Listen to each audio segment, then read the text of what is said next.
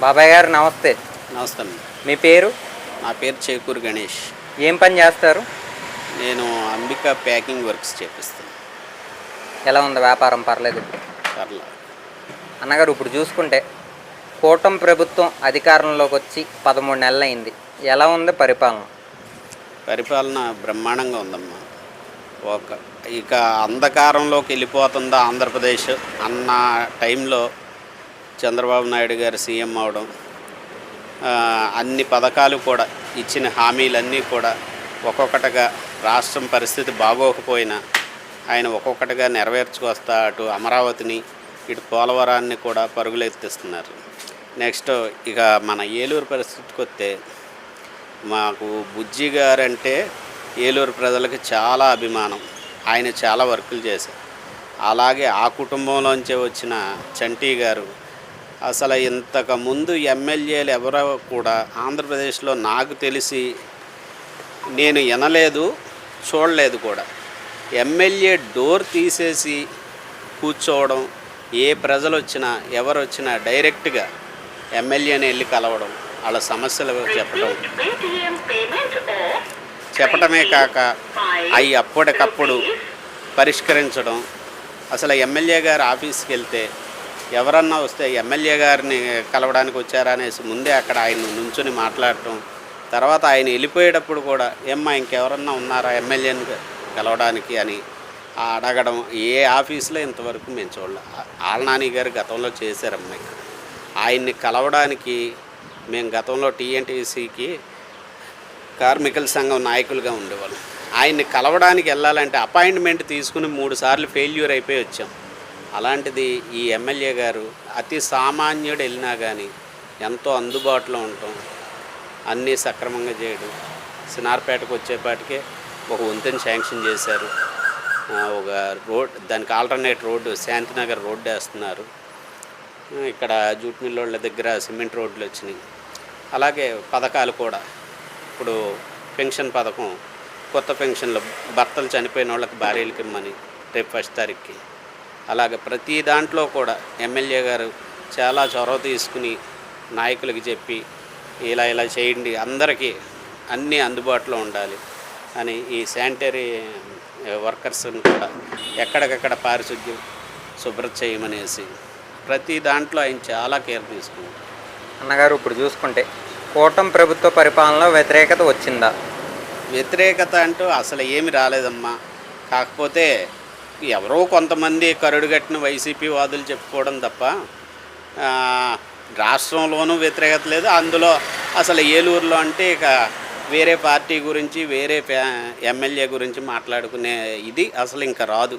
Badeti family అంటే అంత జగన్మోహన్ రెడ్డి గారు ఉంటేనే పథకాలు ఏర్లై పారేయని, చంద్రబాబు గారు ఉంటే పథకాలు ప్రజలకు అందవని వైసీపీ వారు వ్యాఖ్యలు. అది ఇక నేను ఇందాక అన్నాను కదమ్మా, కరుడుగట్టిన నేరస్తులు లాంటి వాళ్ళు, అలాంటి వాళ్ళు ఏదో మాట్లాడాలి తప్ప ఏది. ఇప్పుడు స్వయంగా జగన్ గారి భార్యనే ఒక పిల్లగాడిని పంపిస్తే 15,000, ఇతర పిల్లగాడిని పంపిస్తే 30,000 ఇస్తామన్నారు.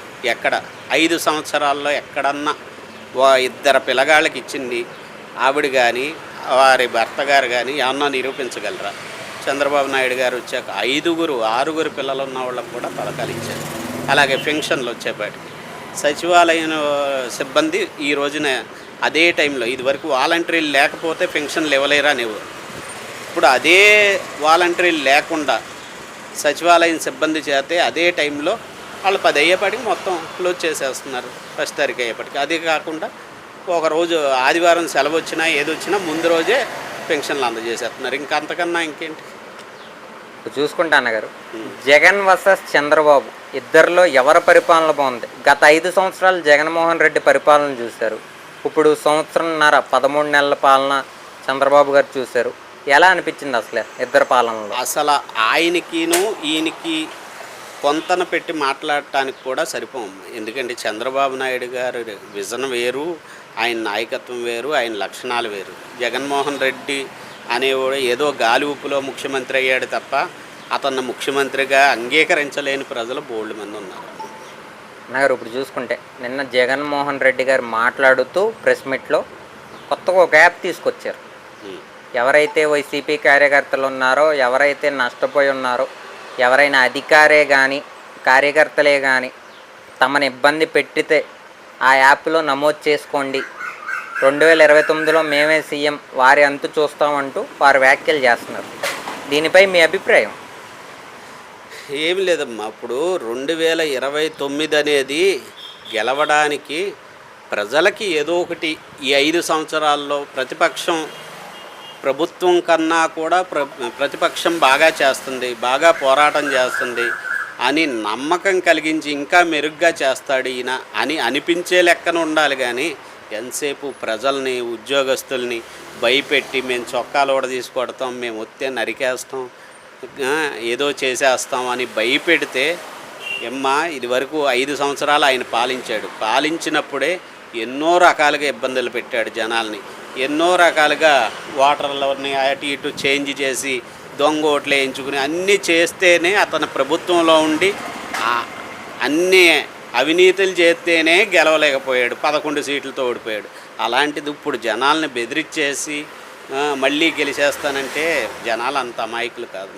అంటే ఇప్పుడు లిక్కర్ స్కామ్లో ఒక్కొక్కరిని వైసీపీ కార్యకర్తలను అరెస్ట్ చేస్తున్నారు కదా, మరి జగన్మోహన్ రెడ్డి గారిని కూడా అరెస్ట్ చేసే అవకాశం ఉందా? తప్పకుండా అరెస్ట్ చెయ్యాలి కూడా అమ్మా, ఎందుకంటే అతను నేరస్తుడని రుజువు అయిపోయాక కూడా ఇంకా అతన్ని అరెస్ట్ చేయకపోతే అతని పట్ల ప్రభుత్వం కానీ మోడీ గారు కానీ భయపడుతున్నారేమో అన్న ఆలోచనతో జనాలు ఉన్నారు. అతను అవినీతి చేశాడు, అతను నేరస్తుడనే రుజువు అయిపోయింది, జనాల దృష్టిలో రుజువు అయిపోయింది.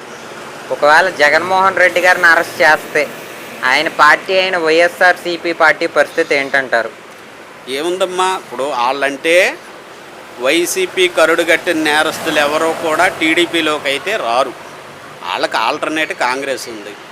ఇక వైసీపీ అనే పార్టీ మళ్ళీ యథావిధిగా ఇదివరకు కాంగ్రెస్లోకి జాయిన్ అయిపోతారు. అంతేగాని నా ఉద్దేశ ప్రకారం అయితే 2029కి ఆయన ఏదో ముఖ్యమంత్రి అయిపోతానంటున్నాడు. ముఖ్యమంత్రి కాదు కదా, కనీసం పార్టీ కూడా ఉండదు. ఒకవేళ జగన్మోహన్ రెడ్డి గారిని అరెస్ట్ చేసి జైల్లో ఉన్నందుకు గాను ఆయనకి ఏమైనా సింపతి వర్కౌట్ అవుద్ది అంటారా? సింపతి కాదు కదా, జనాలు ఒక నరకాసురుడు ఇక ఆంధ్రప్రదేశ్కి లేకుండా పోయాడని జనాలు ఇంకా ఫ్రీగా ఉండి, జనాల కన్నా కూడా పెట్టుబడిదారులు, అమరావతికి వచ్చే పెట్టుబడిదారులు ఇతని పీడ విరగడైపోయిందని ఇంకా ఫ్రీగా వచ్చి కంపెనీలు పెట్టే అవకాశం ఉందని మేము. ఆర్కే రోజా దమ్ముంటే నన్ను ఎవరు రేపు చేస్తారా అని గత 5 సంవత్సరాల్లో కూడా అనేది. ఇప్పుడు చూసుకుంటే ప్రెస్ మీట్లు పెట్టి దొంగ ఏడుపులు ఏడుస్తుంది, నన్ను వీళ్ళు ఆ మాటలు అంటున్నారు, ఈ మాటలు అంటున్నారు. అది కాక నిన్న మరలా ప్రెస్ మీట్ పెట్టి చంద్రబాబు గారు పథకాలు ప్రజలకు అందనివ్వట్లేదు, ఎక్కడికక్కడ నష్టాలే జరుగుతున్నాయి, ఎవరికి ఇది కావట్లేదని ఆర్కే రోజా అనేక రకాల వ్యాఖ్యలు చేస్తుంది.